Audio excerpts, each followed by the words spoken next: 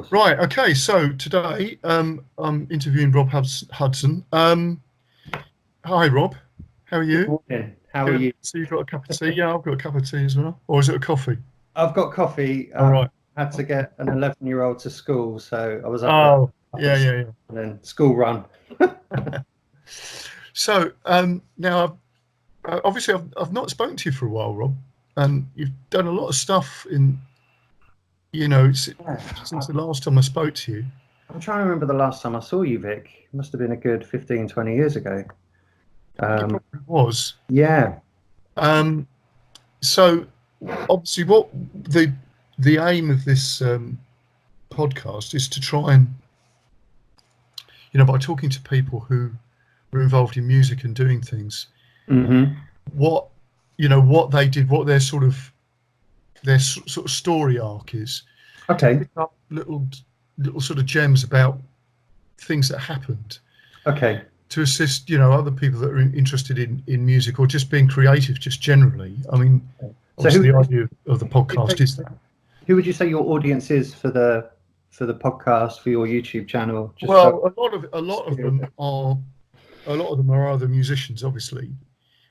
It's not really limited to that because obviously with things like Blues Camp, we've got people that are just interested in playing music. They're not what you would technically call musicians. They're just people, sort of learning more. It's just a sort of a hobby. Yeah. But the angle on it is really for people who want to take it further.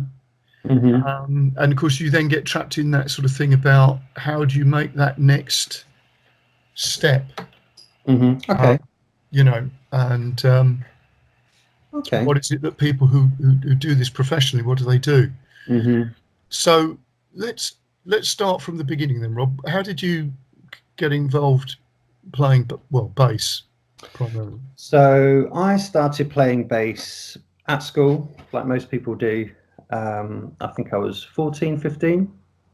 My dad's a guitarist, and I was playing his guitar, but snapping all the strings because I was playing the bass lines to Postman Pat on the TV, but on a guitar. So I was snapping all my dad's strings. So he was getting, understandably, quite frustrated. So he went out and bought me a cheap bass, which I still have today. Went to Eric Snowball's music shop. Maidstone. I don't even know if that's still there. I don't even know if it's still there. And then I sort of picked it up from there. I would lock myself in my bedroom and just play along to, some albums, Pink Floyd albums, Red Hot Chili Peppers, Jamiroquai. I would actually take myself up to my loft with a CD player, showing my age now, little Discman, and a speaker, or one speaker, and just try and learn these songs by ear. I didn't have a lot of theory training at that point. It was just trying to pick it up by ear. And that's how I got started. And, did the usual thing of bands at school, bands outside of school, but nothing too serious at that point. And then I went to do a music degree up at Derby University, and that's where I started my networking, I guess you call it, obviously with people in that area like Nottingham and Derby, but also in London as well. So I was starting to cross paths with people in London who were doing stuff, and my name was getting around in those sorts of circles as well. So that's how I got started. That's interesting, because obviously because you were saying about you using a CD player, and you're saying that sort of is my age. This is interesting from the point that obviously I'm obviously older than you, considerably older than you. I would hasten to say, not that much. But I was using records in the same way. Of course, when I've spoken to people like Chance Hodges and people like that, he obviously was effectively almost another generation beyond me. Yeah. And they were using records that they got as imports. Right. Okay. And that sort of thing of sitting down and working out by ear Yeah. what things, what things were happening. And of course, for me, you could slow a record down with an old record player. Yeah. And I don't know, could you do that with a CD? I don't know whether you could at that point. No, no. I mean, the archaic Discman that I had at that point, definitely you couldn't No, pitch, slow it down. because there was a point in time when you couldn't get the record players that could do the sort of 16 RPM job, which was the old Linguaphone records, right? Yeah. So there was a point in time that you had to go and find another way of slowing things down. And of course, it was open reel tape players. Mm-hmm. So I'm fascinated by the fact that you were working out things like the Jamiroquai bass lines. I know. That's quite an achievement, I must say. Well, I didn't know at the time. I was just trying to work out, well, that fret sounds like that note, and that fret sounds like that note. I didn't know it was a C or a D or whatever. No. But I was just trying to work out by ear. But I didn't have the technical chops at that point. No. Quite early on in those days. So it's like one note. Yeah. Yeah, because I didn't have the strength or dexterity at that point. No. Yeah. But the thing is, it does take time for that to develop, doesn't it, anyway? And I think that's the thing, that when you work things out by ear, and even though it seems rather sort of cack-handed, looking back at it, it was probably quite formative in the fact that you had to limit yourself because of your ability to work things out. Yeah, absolutely. You know, and I think that's something. There's a sort of simplistic attitude to how you have to do things because it's all you can do. Whereas now, of course, we've got access to lots of information, and it sort of overwhelms people. How do I put this? I don't envy the latest generation of musicians with YouTube and things like that, because it's so overwhelming. There is something to be said about one CD and you learn that from start to finish. Now with the attention span of anyone online, after 30 seconds you're thinking, what next? So I think you have to discipline yourself and be mindful of the fact that you have to focus for long periods of time and practice, in focused ways. Otherwise, you won't progress to the next level. This is interesting here. I'm obviously interested in stuff like NLP, or the sort of what goes on in people's thinking. And I don't know whether you found this, but when I was working things from recordings, you get into sort of like a little bit of a trance. It's like you go really deeply into what it is that's going on in the recording. And I don't think that you ever get that when you're staring at a screen. No. I'm a big fan of online tutorials and lessons, but I think if you can have a teacher sat with you, that's still super valuable. And like you say, making sure you're focused. There's a focus thing, which is it's actually very similar to trance states that you get in sort of hypnotic angle of NLP.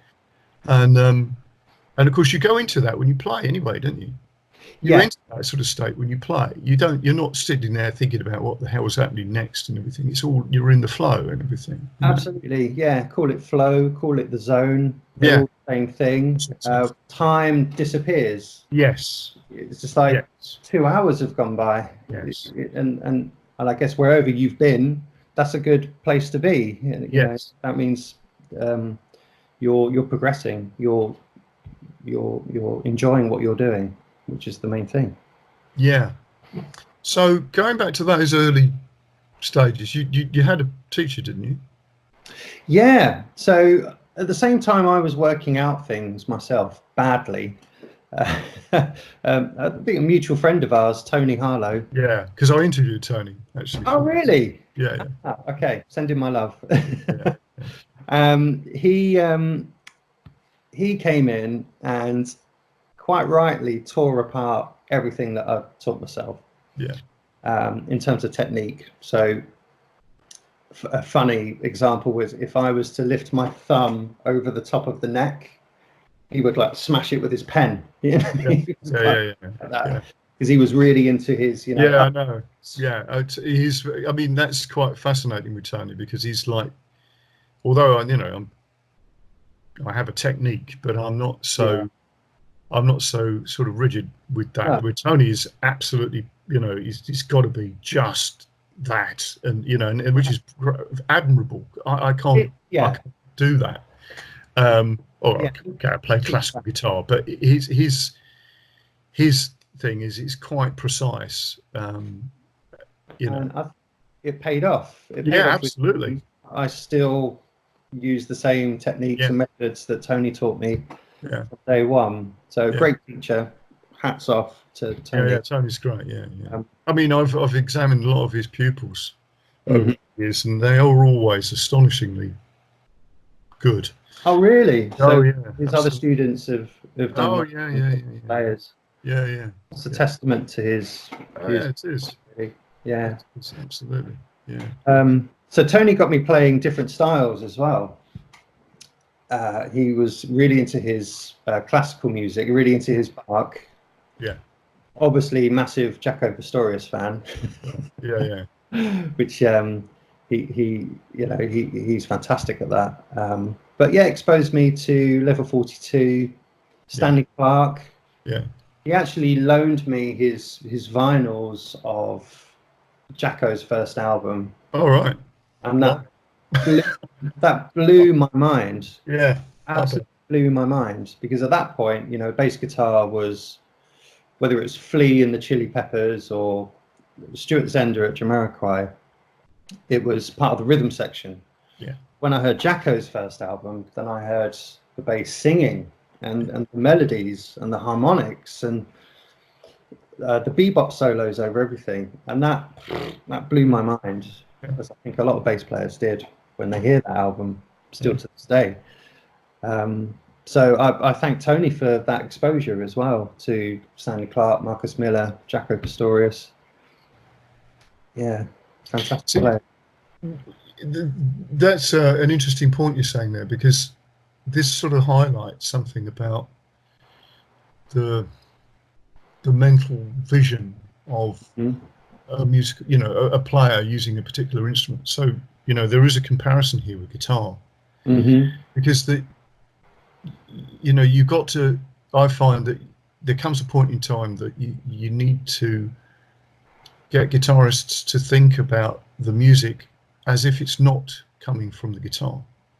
They have to think of it more from the point of view like it's like an orchestra. I mean, Andre Segovia said that about classical guitar. Really, it's actually an orchestra in miniature.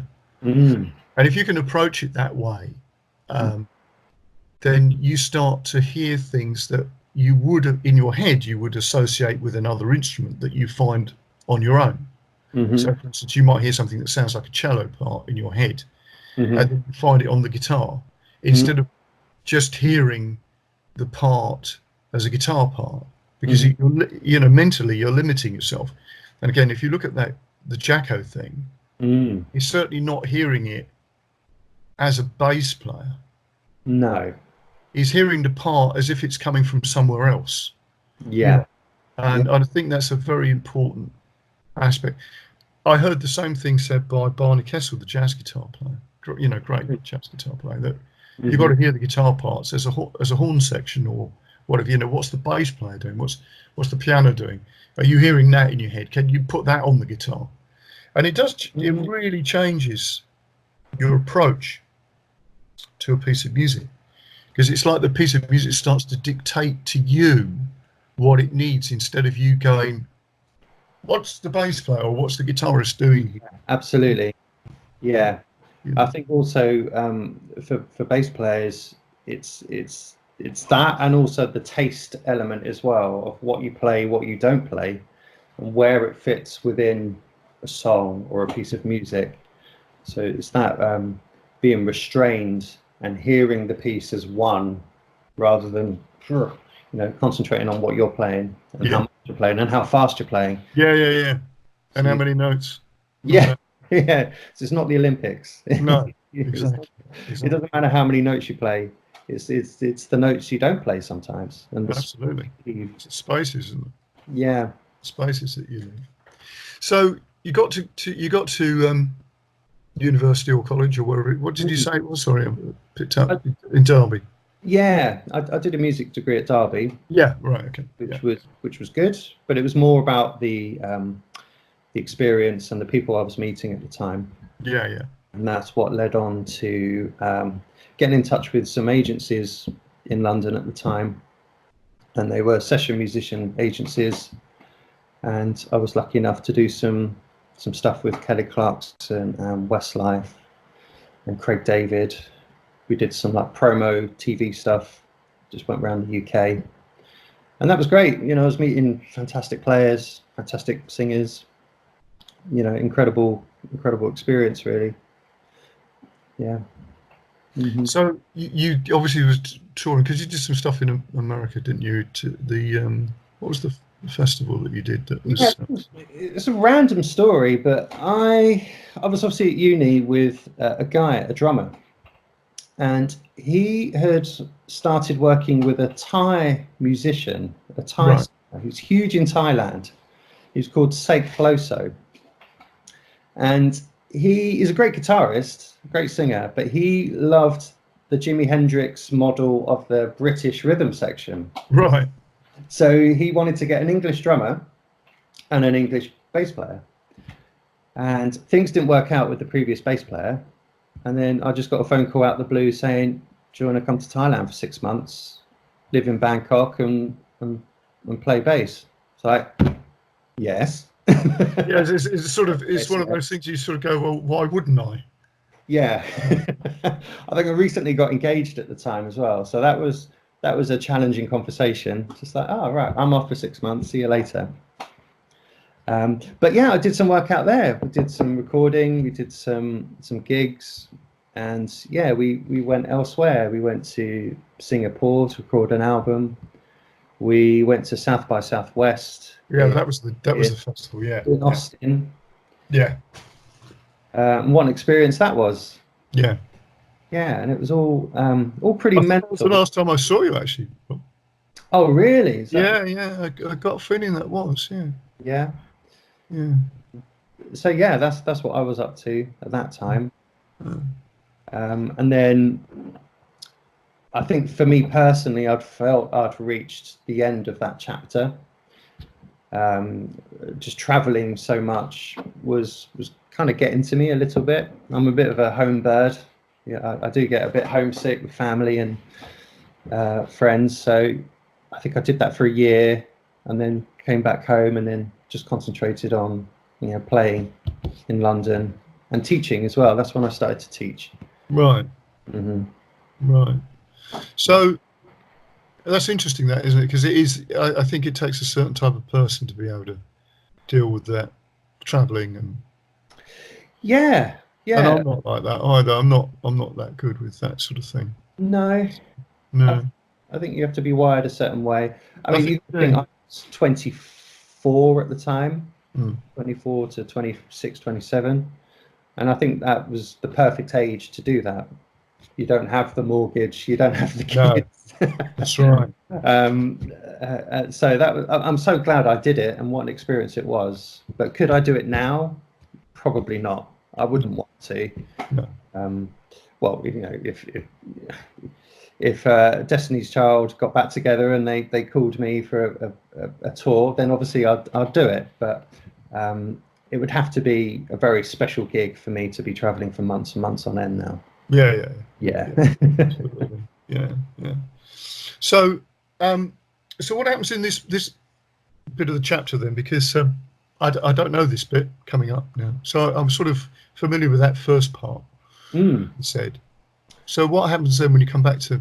So your viewers might have a parallel story, but life happens. Life got in the way. So I got a quote unquote proper job. Yeah. I need money. And I got married and I had a daughter. This is 2008 now. And then music took a real back seat, and it's horrible thinking about it, but I actually sold everything I had. Oh, amazing. I was done with music. I was so done with it. I was just finding it too stressful, worrying about it too much. And so I sold everything apart from one bass. I sold keyboards, I sold a fretless bass, I sold a beautiful 5-string bass, tuners, amps, everything, the lot. And I thought, I'm done with music.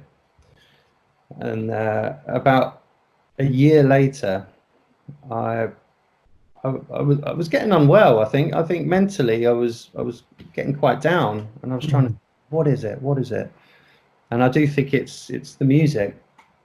It's the whispers in your ear that you should be playing. So after a year, I decided to get back into it and just do some function band stuff. And I hadn't done this for like 4 or 5 years now. Yeah. So I was doing weddings and corporate events again and enjoying it again, which was really interesting. So it's funny that a portion of my life I'd completely washed my hands with it. You're not the first one. No, really? That's happened, right? Yeah. Yeah. It's interesting, isn't it? It is interesting. And I think in actual fact, I think a lot of people experience this, but it might not be with the music that happens. It might be something else. It might be some sort of hobby that they did with a passion and suddenly they just stop. Yeah. But the funniest story, because I'll tell you this, because I think it's so bizarre, this one, and it's similar to what you said. There was a lad that I used to teach at King's School in Rochester. Chris. This guy's name was Chris. And he was used to turn up to his lessons and everything, but hardly done a scrap of practice and whatever, but because he had a nice classical guitar and all the rest of it. And then one day he phoned me up and he said, have you got any second-hand electric guitars? Because really, I fancy doing that. So, yeah, I just, it was like sort of 40 quid Telecaster type copy, back in the day. So I gave this guy, got him this guitar, and then it started to pick up a little bit.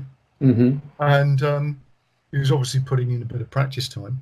And then one day, it was a Sunday afternoon. It was so out of the blue. I remember the detail. I was out in the garden. It was a lovely sunny day. Sunday afternoon, the phone rings. So I come in from the garden, pick the phone up, and it's this guy, Chris. And he said, I thought I'd let you know I've decided to become really good. Like, like a sort of a commitment he'd made, like, by phoning me. He said, I've saved my money up and I'm going to go and buy myself a Gibson Les Paul. Nice. Right? It's a bit like, okay. So, well, you know what you got to do is basically you just got to practice your arse off, right? Yeah. So anyway, that was the call, and this guy absolutely took off. Yeah. It was amazing. It was absolutely amazing, and he sort of became this sort of Slash clone. So he basically got a group of guys together, and they started doing loads of Guns N' Roses covers. And this is in the days when Guns N' Roses really only just started off. Right. Yeah. And he suddenly became like bloody amazing. Anyway, he joins a band. I got a feeling he played for the Prisoners in the Medway Towns, right? Oh, right. I think it was them. Or the Dentists. No, it was the Dentists, another Medway band. Anyway, he toured Europe, America, Far East, I think it was. Yeah. And he did that for a couple of years. And then suddenly he stopped. Just stopped. And he became a policeman. What? He became a policeman. And it was like, what? It was just so weird. So I think, in actual fact, for some people, now I've not seen Chris for years, I've not seen him for years, so I don't know whether he then goes back into it or not. But I do think you get to a point, it's almost like you've done that, Yeah. and you get to a point, maybe a burnout, Yeah. and you have to go and do something else. Yeah. Yeah. I do think that's really fascinating. Yeah, I do. Because I think it's slightly different to your story, because obviously, he didn't go to music college or anything like that, and he just sort of picked up on the vibe and everything. But you do get to a point where maybe you look at it and you go, I don't know. Yeah. Yeah. I'm trying to think what the triggers were for me to say, no, I'm done with it. I think it was trying to make things happen, but the door getting slammed in your face just one too many times. And I felt, well, I've got a family, I should be concentrating on that. I'd like to buy a house, all the normal life things. And that's why music for me was just an irritation. But I think once I did that, and the months and years that followed, I was getting, I think, quite unwell. And we could talk about mental health if you want to, but I was getting quite depressed about it. And I was trying to find out what's missing. And the parts of, well, I had to take myself back to when I was 16 and playing bass in my bedroom. Just like, well, why did I do that for no money? Why did I do that when I wasn't on stage? And it was just because I loved it. I enjoyed it. That's right. It was the focus.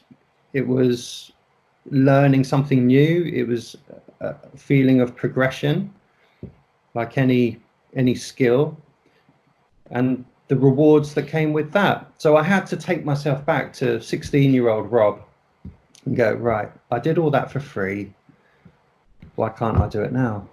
And I set a really low bar for myself. I was just replying to ads online, need a bass player for some pub gigs, need a bass player for some wedding gigs. And I thought, you know what, I'll step into this swimming pool again, just to see what happens. And I bet that was quite amazing, because bass players are quite thin on the ground. So when people advertise for a bass player, and then you turn up, it would have been quite stunning, I'm sure. I think it's funny, because I did something sort of similar to that. I didn't step away from music, because obviously that's been, particularly teaching, that's always been the thing that I've done.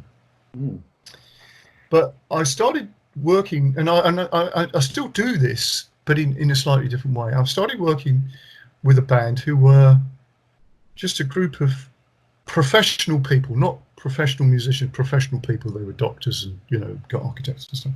People that I'd either had direct influence with because I taught them, or there were people that I knew because of them. And I went and played guitar in their band. Right. And it was an interesting experience to sort of go, like you say, back to the basics of playing, because of you're not doing it for money. Yeah. And trying to connect up the dots about what it is that what it's about music, because this is a theme that runs through a lot of these podcasts about the sort of commoditization of things that we do in the arts. And that's obviously not why people did any art form for money. And for most of the existence of music in the human condition, it would have been done for some other reason. It wasn't to do with money and getting a job. It might be you facilitated a role. I'm not saying you did that, didn't happen. But there was something that drives music that's not to do with money. And I think part of that, because when you were saying that, and I agree with what you're saying about what was, and it made me feel like I was progressing. But I think there's that thing that I was saying about you go into a zone. It's meditative. There's something about meeting yourself playing a musical instrument or doing art 100%. that you can't actually logically quantify. No. And you can't sort of go, that was good for me because it did blah. You know, you can't Yeah. actually put your finger on it. You just go, I need this. Yes. This Absolutely. is something about me. Yeah. Yeah. I can't explain. Yeah. But I know when it's not there. Yes. Yeah. And this is again something I think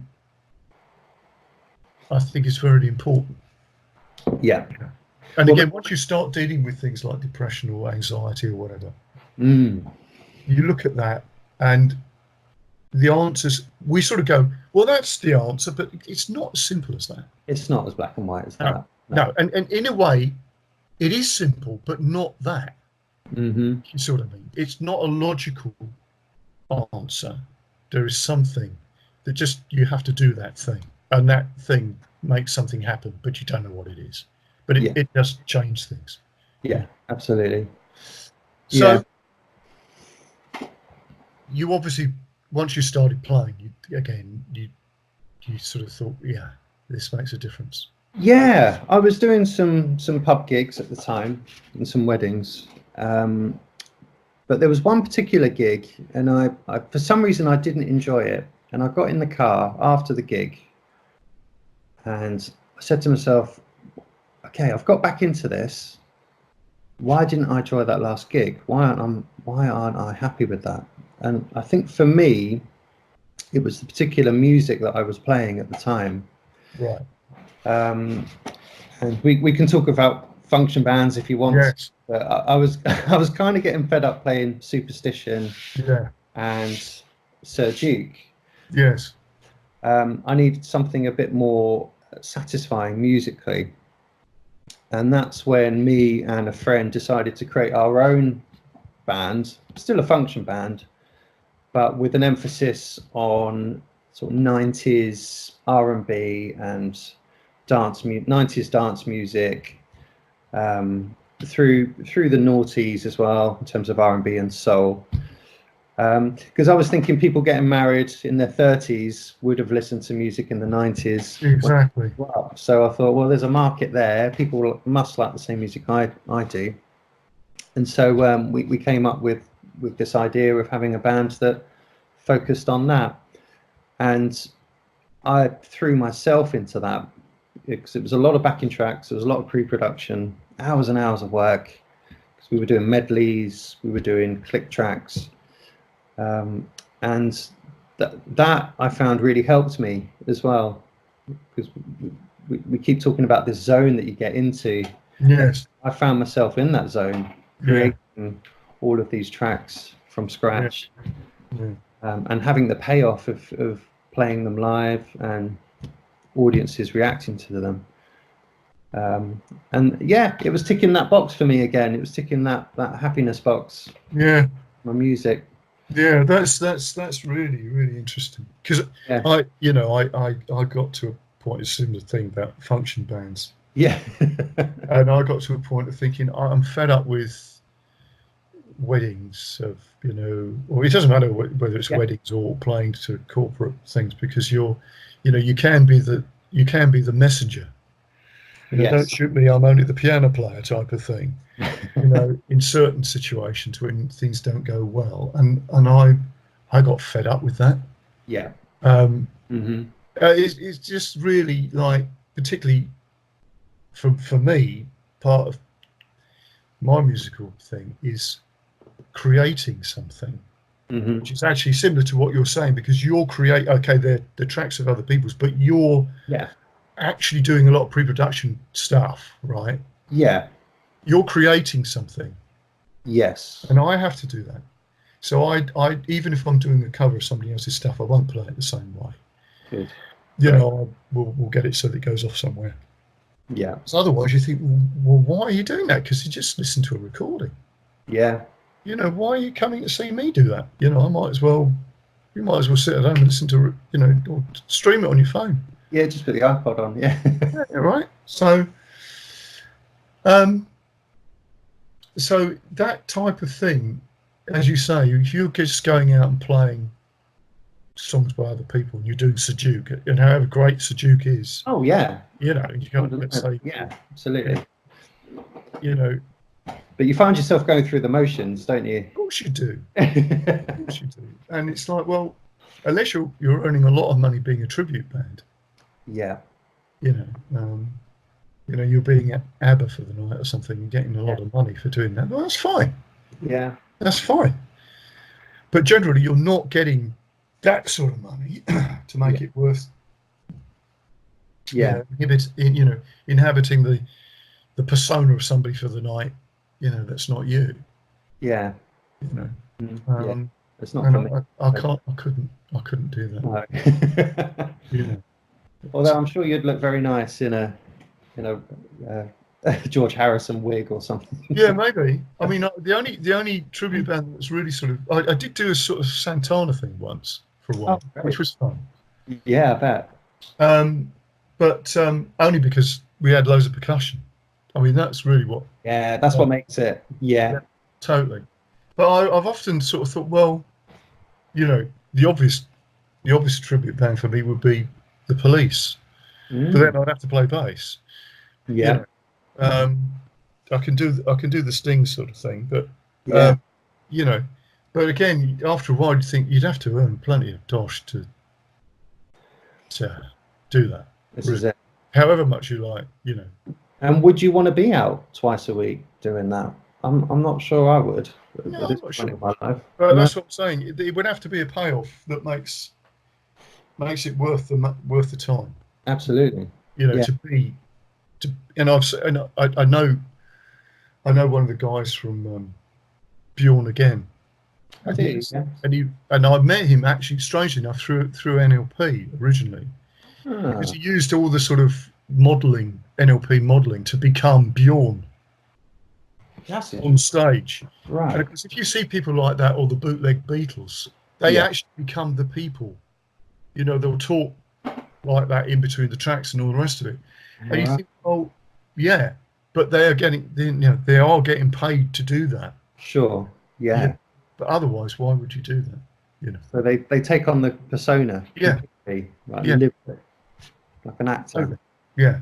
Which is fine. It's like being an actor. Yeah, it's fine. Yeah. Yeah. And yeah, you could. I could do that, I suppose. But Yeah. Just thought. Yeah. Yeah. Well, I think I'd probably be thinking actually I'd rather be playing the guitar parts here than. I think. However, and I mean Sting's bass parts are great, but it's playing them and singing at the same time. Yeah, I've never been good at the whole singing whilst playing bass thing. I can't blink or breathe if I'm playing bass, let alone sing. It amazes me how Mark King can do that and Paul McCartney. Oh yeah, exactly. Yeah, Mark King sings. It helps if you don't think about it. Oh, okay. You don't want to hear my voice, so it's awful. Well, I think that's but maybe I'll practice in my courage. Yeah. And of course, if you listen to Sting's bass parts, actually, the vocal often sits in the gaps. Right. They are constructed in such a way that you can sing over them. Right. Okay. Like Hendrix's guitar parts, it's when you're actually trying to sing a Led Zeppelin number. That's when it gets really difficult because the vocal doesn't sit. No. In the guitar part, you see, and I think that's the thing that if you want to play, you'd have to play the bass parts and sing, the parts that a bass player sings. Right. Yeah. That's what gets difficult. So Mark King is an exception, I think. Oh yeah. To some of the rhythmic stuff he's doing, whether it's slap or fingerstyle, for him to sing over. Yeah, I know. It's like I'm not sure, because I've not sang and played the bass parts for level 42 stuff. I don't know how much of it is sort of in the pocket, if you see what I mean. Yeah. I'm not sure. Mm. And that's the interesting thing, is when you look at that and go like, could you, it's just that thing. Anyway, that's just a technical thing for those anoraks out there thinking. Yeah, interesting. So So where, because you've got now, I'm quite interested in your little video thing that you're doing. Your Yes. So this is my latest venture. So with the function band stuff, that's kind of on cruise control now. And I felt creatively, I was not getting all the fulfillment that I wanted from the band project, because I was doing a lot of the heavy lifting in terms of the creative stuff, the pre-production. Yeah. But I wasn't seeing a lot of the payoff. So obviously I was doing all the social media for the band. I was learning how to make videos. I was learning about cameras, just learning about production. So I wanted to kind of use all the skills that I picked up doing that and concentrate it on what I did when I first started, which was playing bass. So I've seen a lot of stuff online, a ton of YouTube channels that have done very well. And I thought, well, I'll have a go at that as well. So it was a commitment from me, because I'm sure anyone who does YouTube, you included, it's a lot of work. It is a lot of work, So, unless, of course, you go like me to the sort of primitive route, which is I don't do that. I just stick a camera up and just talk. yeah. So I don't get the type of the numbers that other people get, you know. Oh, yeah. So your stuff is really quite polished, actually. Well, very polished. That's very kind of you to say. I'm still learning. No, it's really good. I like the trailers that you sent out. They're great. They're really fun. I'm still getting used to talking to a camera. I found that very strange. So I need to get more comfortable doing that, and with the editing as well. I need to get. Oh God, yeah. It takes hours and hours and hours. Yeah. So it's called The Bass Garage, and that's my YouTube channel. Yeah. And like I said, it's a big commitment from me that I made last year, that I would try and post twice a week, ongoing from now on. So it would be lessons, videos, some reviews, you know, little entertaining covers and bits and pieces. I've got some weird stuff in the pipeline that we're bound to see over the next couple of weeks. And I'm loving it. I'm really enjoying it. I'm enjoying the creative process, coming up with the ideas, setting up all the equipment, editing. I need to get better with how long I spend on those elements, because it could eat into my personal time, family time. Yeah. So I've still got a normal job at this point. So the idea is that I could possibly drop my hours at my normal job and do this more consistently. So that's what I'm up to at the moment. That's very interesting, because in actual fact, you know, there is a cost to all of this. Yes.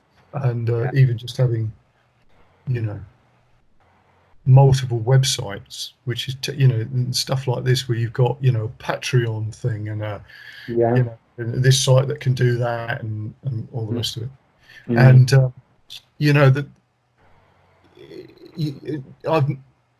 I don't know, you know, because obviously there's the whole aspect of funding this stuff. But a lot of it, as you say, is, you know, you're using this because it's for you. Yeah. It's a creative process anyway. Yeah. Which, you know, and you're using, and it's interesting because I do this as well, using music and creative things in order to change you somehow, either to make you feel better or feel that you've developed some way. You know, like you're saying, you learn to be in front of a camera, and you learn editing skills, blah blah blah. So it's like music, and the artistic aspect of it is a creative endeavor. Yeah. That changes you. It's like, for one, I hate this word, self-improvement. You know, but it is that, isn't it? In a way. Yeah. Which I found, because, you know, I had a lot of health issues and stuff. Virtually a year ago today, it's actually a year ago tomorrow, I had a heart attack, and then, you know, totally out. Reading, Yeah, and then I had a stroke, which was totally bizarre. And that was fascinating in hindsight. In fact, I found it fascinating at the time because suddenly certain things that I could do, I couldn't. Right. And because it affected a lot of my cognitive processes to start. And it's left me with a little bit of a blind spot in my thinking. Or it's highlighted a blind spot in my thinking that maybe was there that I didn't realise. Probably. It sort of exaggerated something. But I've used, throughout this year, I've used these things to actually get me back. Yeah. So one of them was actually doing YouTube videos, which I call Today's Office, which was me walking around the lanes around here because I had to go out for a walk every day. Yeah, I've seen a few of those, Vic. They're great. And they're sort of me musing on things, you know. Yeah. No, I loved it. And I haven't done those for a bit because, apart from the fact I've not been out walking too much, but I'm going to get back into doing that. But they literally were just turn the camera on and talk about whatever, you know, how to write a song. I don't know, just whatever was in my head. Yeah. Or the, you know, or what's going on in the sort of process of thinking, you know, whatever. And again, they were done as a curative thing, which I think, you know, with our conversation, I found that really interesting. Yeah. You've had a similar. Did you find after your health issues that you felt braver releasing stuff like that? Were you less concerned with? Oh, less concerned. The feedback? Oh, I don't give a shit about that. I'm doing it just, you know, because for me, and this is true with whatever I do work-wise, I'm always, and you'll understand this as a teacher anyway, I'm sure. You arrive and meet somebody on the path where they are. That's being a good teacher. You don't sort of go, well, you should be over here. You've got to meet somebody there before you can go, right, okay, so what am I seeing at this point? And how do I take that and help them along the way? Which is where I think the fundamental error of a lot of people who try to teach. Right. Where they come along and go, you know, I'm in this pinnacle of whatever it is, and you should be there type of attitude. Yeah. You know. Yeah, more of a mentor, coach. Yes.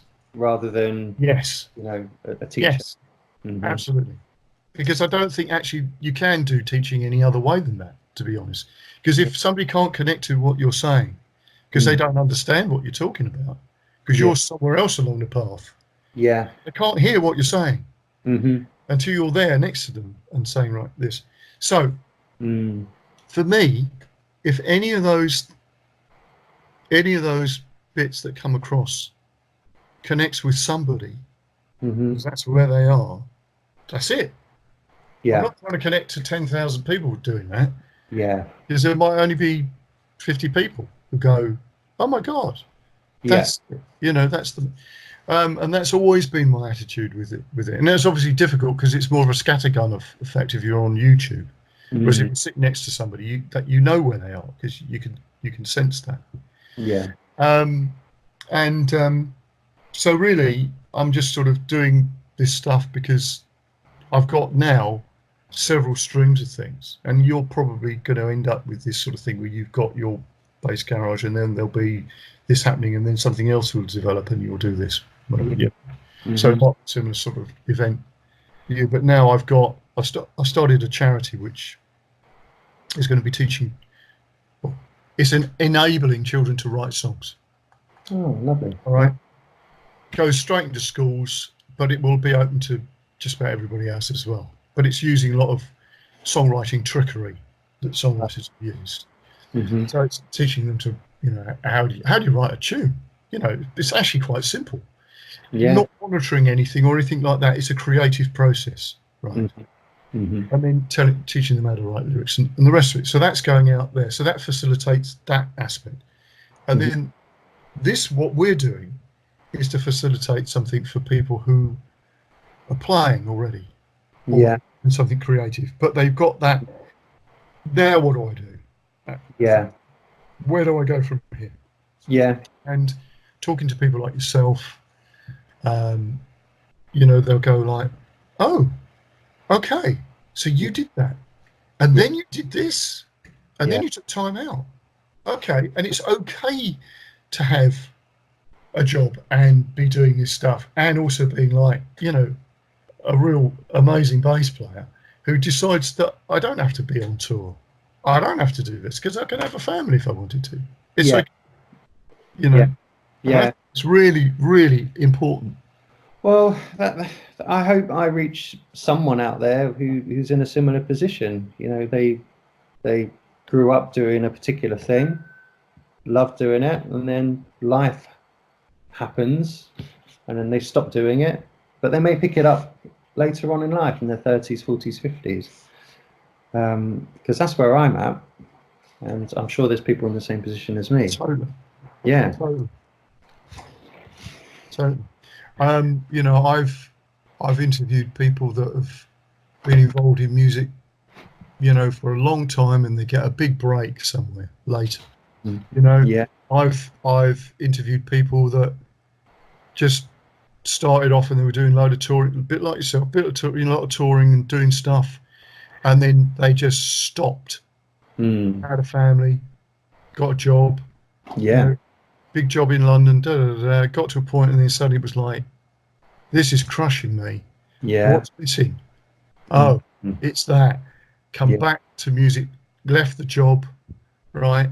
Mm-hmm. Came back into music, got involved in teaching and all the rest of it, and got involved in playing again, and sort of found themselves again. I've had that.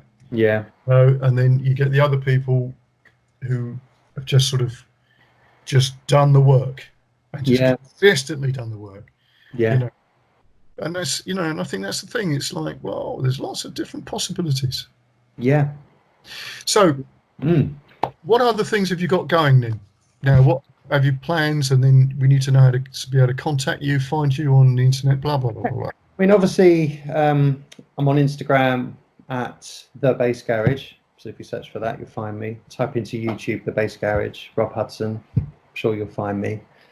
So I'll be doing that quite regularly now. But a nice byproduct of doing this is I'm practicing again. I haven't Yes. sat down and practiced for Yes. years. Yeah, that's the thing. That's the thing. Yeah, And isn't it just? Yeah. it's quite exposing. Yeah. Like when you're filming yourself, you're like, oh God, yeah, I've let myself go a bit. So, And that happens at any level, doesn't it? yeah, Seriously, because yeah, I've spoken to people, and there you go, like, okay, and they think that they're playing not very well, and you think, okay, so yeah. so And if you they're not, get all the aches and pains. Like we're yeah, saying yeah, yeah, yeah, now, but it's like, oh, I can't do that like I used yeah, to. yeah, yeah, So a lot of it is me building up my yeah, stamina again uh, yeah, through my practicing, yeah, and I'm also learning new pieces of music as well. yeah, Which is great for me because it may roll into me writing again. I think I can see that happening yeah, yeah, with the more theory and stuff I'm picking up by yeah. practicing again. So who knows? There could be some original material at some point. I'd love to take my own stuff out with a band. That'd be great. Yeah. So yeah, I'll be doing lots of videos.